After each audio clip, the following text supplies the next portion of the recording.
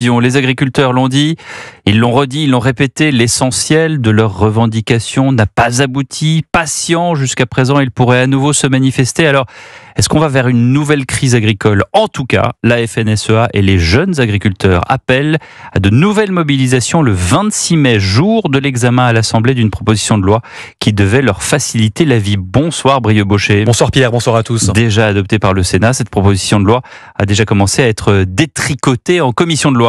Oui, cette proposition de loi prévoyait notamment de favoriser le stockage de l'eau, de réintroduire l'usage de pesticides tels que les néocotinoïdes ou encore d'agrandir les élevages de volailles malgré la pollution.